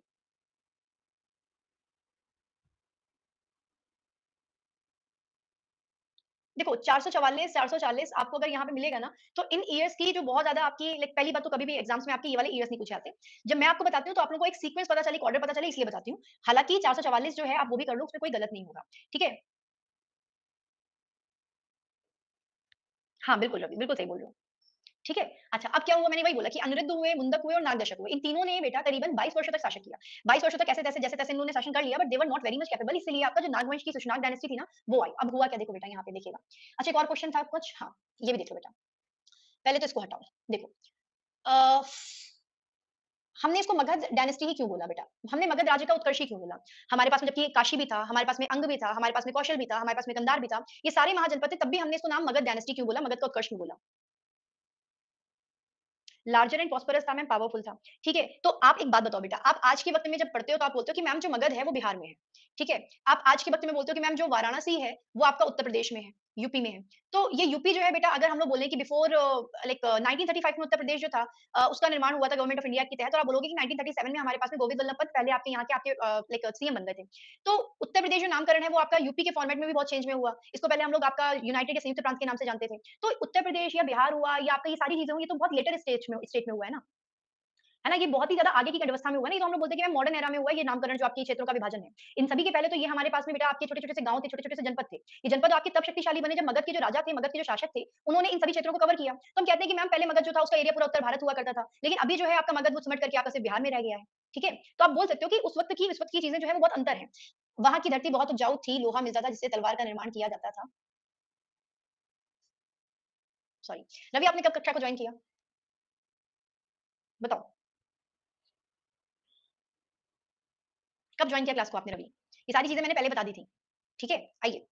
अब आपने बोला कि मैम अतरंजी खेड़ा जो है, अतरंजी खेड़ा, ठीक है? अतरंजी खेड़ा मैंने बोला उत्तर प्रदेश के अतरंजी खेड़ा से हमें पहली बार लोहे के साक्ष्य मिले थे। अब एक बात सोचो, 1000 बीसी में क्या वो उत्तर प्रदेश के नाम से जाना जाता था क्या? बताओ। नहीं ना। ये तो हमने वर्तमान में देख लिया कि एट प्रेज़ेंट आपका जो सिचुएशन है वो ये है। तो अब कहने वाले 1000 बीसी में तो आप उसको मगध भी नहीं बोल सकते हो कि मैम 1000 बीसी में जो लोहा मिला था वो मगध में ही था। आप बोल सकते हो? नहीं मैम, नहीं बोल सकते। तो आप अगर वर्तमान से इसकी तुलना करोगे तो आप बहुत ज़्यादा कन्फ्यूज़ हो जाओगे। इन फ्यूचर भी नेम चेंज हो सकता है ना, वी कैन चेंज। हाँ, बिल्कुल, बिल्कुल बेटा, बिल्कुल रवि। ठीक है? हाँ, ठीक है, आ जाओ। अब बात करते हैं शिशुनाग डायनेस्टी की। तो कहते हैं कि अनिरुद्ध मुंदक और नागदशक था। नागदशक जो था वो बेटा आपका अंतिम शासक था किसका? हर्षक डायनेस्टी का। तो हर्षक डायनेस्टी का जो अंतिम शासक था, तो बड़ी ऑब्वियस सी बात है ना कि जो कमज़ोर होगा उसको हटाया जाएगा, क्योंकि शासन करने आ रहे हो, मज़ाक नहीं करने आ रहे हो। तो कहते हैं कि नागदशक जो था वो शासन करने में सक्षम नहीं था, एंड जिसकी वजह से जो लोग थे, जो जनता थी, उनको उनसे क्या होने लगी, घृणा हो गई, और उन्होंने बोला कि हम क्या करेंगे, हमारा जो अंतिम मंत्री है, क्योंकि आपको पता है कि शासन करने के लिए आप अकेले शासन नहीं कर सकते हो। राजा को अपने साथ-साथ में प्रजा और प्रजा के साथ-साथ में मंत्रियों की भी आवश्यकता होती है। तो इन्होंने बोला कि शिशुनाग जो था वो आपका मंत्री था, उस शिशुनाग को इन्होंने बोला कि हम क्या बनाना चाहते हैं, आपका नया राजा बनाना चाहते हैं। तो नागदशक को हटा करके शिशुनाग को आपका बोलोगे कि क्या किया गया, मगध का नेक्स्ट शासक बनाया गया। और कहते हैं कि शिशुनाग जो थे, जब ये आपके मगध के शासक बने, तो इनकी जो सबसे बड़ा जो अटेनमेंट था, जो सबसे बड़ा अचीवमेंट था, वो ये था कि इन्होंने अवंती जो था, अवंती के शासक जो चंद्रप्रद्योत थे। अब आप खुद सोचो कि एक जो है वो आपका किसको भेज रहे हैं बेटा, हमारा जो कौन था जिसने चंद्रप्रद्योत की पांडु रोग की हील किया था, सही किया था। Very nice Siddharth. जीवक, एक शासक जीवक को भेज रहा है चंद्रप्रद्योत की हेल्प करने के लिए, और उसी में हम बोल रहे हैं कि मैम शिशुनाग जो था, इसको हमने कंसीडर किया कि ये बहुत अच्छा अचीवर था। ये आपका मगध का शासक था, और इसने क्या किया था, चंद्रप्रद्योत के जो शासक थे उनका विनाश कर दिया था, उनको एंड कर दिया था। तो आपके जो हार्मोनियस रिलेशंस होते हैं व्हेन यू कम ओवर, कि जब आप इस आप इस उद्देश्य पे आते हो कि आपको अपने साम्राज्य का विस्तार करना है, तो आपके जो हार्मोनियस रिलेशन होते हैं वो बिल्कुल आपके दूर चले जाते हैं, वो चले जाते हैं। एंड हम किसी भी क्षेत्र का विस्तार करने के लिए अगर हम चाइना को इस चीज़ के ऊपर कंपेल करें कि चाइना जो है वो आज भी देश विस्तार की, राज्य विस्तार की नीति का पालन कर रहा है, तो हम उसको क्यों गलत बोलेंगे जब हमारे इतिहास में ये सारी चीज़ें हुई हैं। है ना? तो जब आप शक्तिशाली होते हो तो दोस्त आपके दुश्मन बन जाते हैं। फिर आप गाना गाते हो कि दोस्त दोस्त ना रहा, प्यार प्यार ना रहा, ज़िंदगी हमें तेरा एतबार ना रहा। एंड हम क्या करेंगे, हम बौद्धिज़्म को अपनाएँगे। सो कहते हैं कि इन्होंने, यानी कि आपके जो लाइक शिशुनाग थे, उन्होंने मगध की और अवंती के बीच की जो 100 साल से पुरानी प्रतिद्वंद्विता थी, तो उसको अंत कर दिया था, और उन्होंने फाइनली अवंती को क्या कर लिया था, मगध का शासक बना लिया था। तो in the very beginning Magadh was stall, like at that time Magadh जो था वो आपका बहुत छोटा-सा था, बहुत कॉम्पैक्ट था। लेकिन धीरे-धीरे शक्तिशाली शासकों के आने के क्रम के साथ-साथ में मगध और उसके आस-पास में आने वाले जितने भी आपके महाजनपद थे, उन सभी महाजनपदों का मगध में ही विलय कर लिया गया। एंड क्योंकि मगध के ही शासक बहुत ज़्यादा शक्तिशाली हुए, इसीलिए हम इसको मगध राज्य का उत्कर्ष बोलते हैं। हम किसी और का उत्कर्ष नहीं बोलते हैं। ठीक है? एग्ज़ैक्टली नीलांशु। अभी क्लियर है सबको? क्लियर है कि नहीं क्लियर है?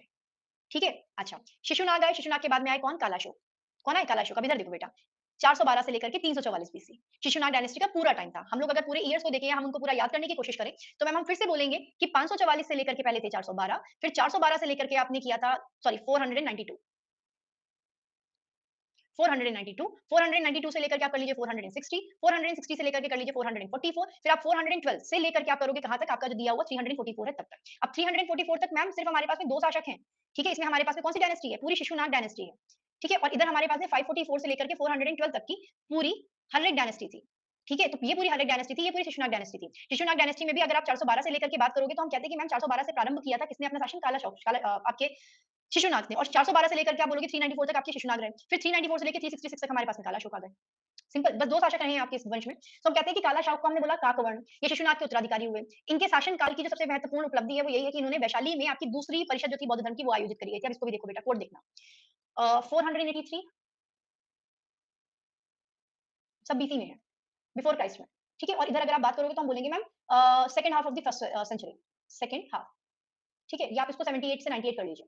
अच्छा, कोड याद करना है काका, ठीक है? मैम के से था कनिष्क, मैम ए से था अशोक, मैम के से था कालाशोक, और मैम ए से था अजातशत्रु। ठीक है, तो ये चारों हमारे शासक जो थे वो उसी वक़्त में हुए थे। बिल्कुल बेटा, राजगृह था, आपका वैशाली था, पाटलिपुत्र था और आपका कश्मीर का कुंडलवन था। ठीक है? तो आपने बोला कि मैम काला अशोक जो थे वो काकड़वर्ण में बुलाए गए और इनके टाइम पीरियड की जो सबसे महत्वपूर्ण चीज़ थी वो सेकंड बौद्ध काउंसिल जो कि 383 बीसी में हुई थी, जो कि आई गेस 1894 से लेके 366 बीसी के बीच में। तो इस वक़्त में काला अशोक का शासन था। अब यही चीज़ें आपको हेल्प करती हैं। यस सिद्धार्थ प्लीज़ आस्क, आपका डाउट पूछो। तो ये आपको याद करने का बेटा एक तरीका मिलता है। सभागामी, मोघलीपुत्र थे, शिव वासुमित्रा। ठीक है? समझ में आया? आया कि नहीं आया? अदरवाइज़ ये ईयर आपसे नहीं पूछे जाएँगे, बिल्कुल भी नहीं पूछे जाएँगे, बट ये ईयर्स आपको हेल्प करते हैं चीज़ों को ऑर्डर में मेंटेन करने के लिए, ठीक है? अच्छा, अब हमारे यहाँ पे खत्म होंगे, क्योंकि कल हमारा जो टॉपिक है उसमें हम लोग पढ़ने वाले हैं नंदा डायनेस्टी के बारे में और आपके अलेक्जेंडर के आक्रमण के बारे में। तो इनको हम लोग कल पढ़ेंगे नंदा डायनेस्टी को। हुँ, बिल्कुल बेटा। हाँ, कोई दिक्कत नहीं है, यही चीज़ें पूछी जाएँगी आपसे नीलांशु, ठीक है? सिर्फ़ इतनी चीज़ें हैं, क्वेश्चन आंसर है हमारे पास में, हम उनको देखेंगे। ओके,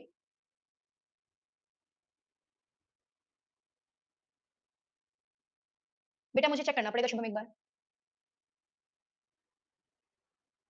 बेटा राजगृह, पाटलिपुत्र, वैशाली और आपका कश्मीर के हाँ, कुंदन में, ठीक है? चलो, आइए पहला क्वेश्चन आंसर करेंगे सभी लोग। हाँ, सिद्धार्थ बोलो बेटा। ठीक है, किरणजीत बोल दूँगी।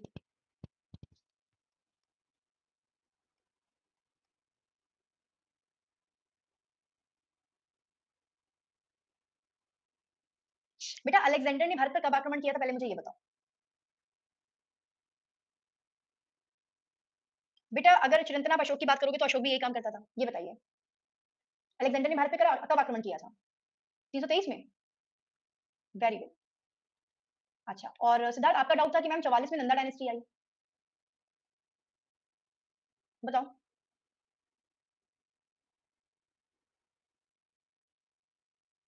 बताइए। आपने क्या देखा? अगर आप लोग ईयर की बात करोगे तो 366 बीसी में आपका एंड हो गया बेटा। उसके बाद में ज़रूरी नहीं है कि जो रूलर का सीक्वेंस है वो आपको प्रॉपर और एज़ इट इज़ मिल जाए। इनफैक्ट अगर आप लोग सोचो कि मैम मैंने जो आपको अनिरुद्ध के बारे में बताया, मुंदर के बारे में बताया, जो नागदशक के बारे में बताया, इनके बारे में भी अगर आप लोग बहुत ज़्यादा सोर्सेज़ को ढूँढने की कोशिश करोगे तो आपको हार्डली मिलेंगे। ठीक है? आपको हार्डली ही ये सारे जो सोर्सेज़ हैं वो देखने को मिलेंगे। इसीलिए मैंने आप लोगों को बोला कि आप लोग अभी इसके लिए मत परेशान होइए कि कौन-सा ईयर कब आया है। जितने सारे आप ईयर याद रख रहे हो उसमें ये ज़रूरी भी नहीं है। जितना आज पढ़ा उतना पढ़ लीजिए, जितना पुराना पढ़ा उतना रिवाइज़ करते आइए कि वो सारी चीज़ें सेम ही हों। अभी कुछ दिनों के बाद में आ जाएगा नहीं, नहीं, नहीं, नहीं, नहीं, ऐसा नहीं हुआ था, ये हुआ था, तो आप लोगों को वो मानना पड़ेगा। ठीक है? समझ रहे हो? खैर, now which of the following was the capital of famous Vajji kingdom in the ancient India? बिल्कुल मुकेश, सही बोल रहे हैं आप। आइए आंसर करते हैं कन्नौज, तक्षशिला, उज्जैन या वैशाली? 10 सेकंड दूँ, 15 सेकंड दूँ? 10 सेकंड देती हूँ ना? आएगा, नंदा वंश आएगा, हम लोग पढ़ेंगे बेटा। फिर नंद वंश और आपके अलेक्जेंडर के आक्रमण में बहुत कम हो जाएगा कंटेंट, इसलिए मैंने उसको शिफ्ट कर लिया कल की क्लास में। हमें उसमें भी एमसीक्यूज़ पढ़ने हैं ना इसलिए। सो बेटा correct answer is D Vaishali. ठीक है? अय्याश राज्य राजा, चलो आ जाओ। सो वैशाली में इनकी क्या थी कैपिटल थी? हाँ, सिद्धार्थ। इसीलिए मैं बोल रही हूँ, आप लोग कन्फ्यूज़ हो जाते हो किसमें ईयर में हम लोग का डाउनफॉल चलता है बेटा। आप अगर 78 की बात अगर आप कनिष्क की बात करते हो तो कहते हैं कि आपका शक संवत जो है वो उसी वक़्त में स्टार्ट किया गया था। फिर आपसे बोल रहे हैं कि व्हिच किंगडम और which Indian king opposed Alexander? ये आपने पढ़ा नहीं है, मैं इसको बताऊँगी कल, एक क्वेश्चन आ गया है कि किस भारतीय राजा ने सिकंदर का विरोध किया था? धनानंद ने, बिंबिसार ने, पोरस ने या चंद्रगुप्त ने? आंसर करो बेटा। बिल्कुल। पूरा नाम क्या था बेटा उनका सिद्धार्थ? वेरी गुड बेटा, पोरस। देखो, धनानंद जो थे वो आपके अंतिम नंद शासक थे। महानंदी ने इनकी स्थापना करी थी या महापद्मनंद ने आपका नंदवंश की स्थापना करी थी। चंद्रगुप्त अगर यहाँ पे आप चंद्रगुप्त फर्स्ट लगाओ या चंद्रगुप्त सेकंड लगाओ तो आपका गुप्ता एम्पायर हो जाएगा। अदरवाइज़ हम इसको चंद्रगुप्त मौर्य कंसीडर करेंगे और चंद्रगुप्त मौर्य ने with the help of Chanakya या विष्णुगुप्त या आपका बोलते हो कौटिल्य, इनकी सहायता से क्या किया था धनानंद को या नंद वंश के अंतिम शासक धनानंद का पतन किया था। बिंबिसार की बात करूँगी तो हर्यक वंश के पहले आपके शासक थे और अगर मैं पोरस की बात करती हूँ तो राजा पुरु के नाम से हम लोग जानते हैं। इनका झेलम या वितस्ता का युद्ध हुआ था। किस वर्ष में हुआ था झेलम या वितस्ता का युद्ध? बताइए, किस वर्ष में हुआ था? 326 में, 526 में? 326 ठीक है 326 बीसी के दौरान में हुआ था बीसी अब इससे ईयर कम ही होंगे फिर 323 में ये बेबीलोनिया में जाकर के बेबी डॉल में सोने की गाते-गाते आपका निधन हो जाएगा इनका सो ये आपको याद रखना है ठीक है तो राजा पुरु या पोरस ये आपको याद रखने हैं बिल्कुल बेटा बिल्कुल देन आपसे बोल रहे हैं कि which was the first capital of Magadh Magadh की पहली राजधानी कौन सी थी चंपा थी राजगृह थी पाटलिपुत्र थी या आपकी वैशाली थी प्लीज आंसर एवरीवन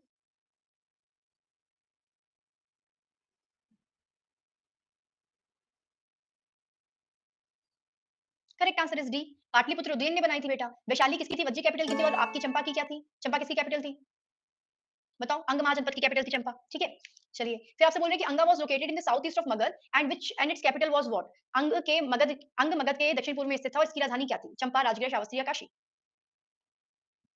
फ्री का नंबर रुक्मणी अब मैं क्वेश्चन देख के नहीं आई थी ना कौन कौन सा बनाऊंगी पूरा कंटेंट है वो आप देख लीजिए आंसर कर लीजिए एग्जैक्टली अभी भी गलत किया है हमारे कुछ 14 बच्चों ने बेटा चंपा राजगृह आपकी मगध की थी श्रावस्ती किसकी थी बताओ भई श्रावस्ती किसकी थी? गलती से मिस्टेक? बताइए। श्रावस्ती किसकी कैपिटल थी? कौशल की थी मैम और काशी किसकी थी बेटा? काशी, कौशल और कंबोज। तो काशी की थी हमारे पास में कौन-सी? वाराणसी। कौशल हो गई आपकी किसकी? श्रावस्ती की या कौशल की हो गई श्रावस्ती एंड काशी, कौशल और कंबोज की होगी हाटक या आप बोल सकते हो ये आपकी विराट हाटक। ठीक है या हाटक ही थी। चलो। देन आपसे बोल रहे हैं how many powerful mahajanapada existed in the ancient history? प्राचीन भारत में कितने शक्तिशाली महाजनपद मौजूद थे? 14, 16, 12 या 18? रुक्मणी, आप मेरे प्लीज़ एक क्वेश्चन का आंसर करना बेटा। आपने पढ़े हैं क्या ये पुराण वगैरह?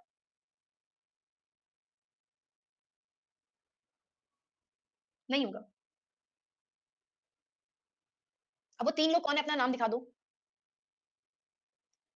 The first ruler of the Magadh from the Haryanka dynasty was dash. Haryanka वंश के मगध के पहले शासक कौन थे? बिंबिसार, प्रसेनजित, अजातशत्रु या Ashok?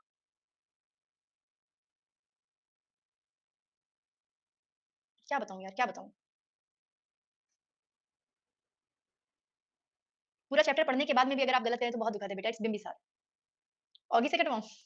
Now which dynasty ruled over Magadha after the Nanda dynasty? Nanda वंश के बाद में मगध में किसने शासन किया था? मौर्यों ने, शुंग ने, गुप्त ने या कुषाण ने?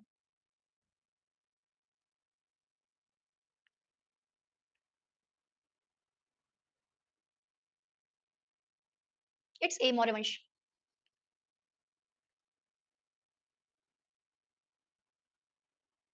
Very good Rukmani, very good बेटा, proud of you. So it's a Maurya. Revision हो रहा है, चलो बहुत अच्छी बात है। Now Udayan founded which city on the confluence of river Ganga and Son? Udayan ने गंगा और सोन नदी के संगम पर किस नदी या किस शहर की स्थापना की थी? काशी, मथुरा, पाटलिपुत्र या वाराणसी? यही क्वेश्चन आते हैं बेटा, यही क्वेश्चन आते हैं। आप अगर सोचो ना कि आपको कुछ स्पेसिफिक मिल जाएगा तो you are not preparing for the UP PCS और स्टेट पीएससी एग्जामिनेशन। इनफैक्ट आपको बताऊं कि यूपीएससी में भी ये क्वेश्चंस नहीं पूछे जाते। They generally want to know about the like आप बोलोगे कि सामाजिक व्यवस्था कैसी थी, आपकी महिलाओं की स्थिति कैसी थी, राजाओं जो थे उनकी स्थिति कैसी थी, ये चीजें पूछते। तो Pataliputra is the correct answer. आपसे बोलेंगे what was the capital of Matsya mahajanapada? Matsya की महाजनपद की राजधानी क्या थी? मथुरा थी, चंपा थी, विराटनगर थी या बनारस थी? Please answer everyone. चलो। बिल्कुल रुक्मणी। श्योर। अभिमन्यु का ससुराल। चलो the correct answer is Viratnagar. बाकी मथुरा, चंपा, बनारस के बारे में तो हमने पढ़ा ही हुआ है। ठीक है, so thank you so much everyone. ये आप सभी लोगों ने लाइक पूरा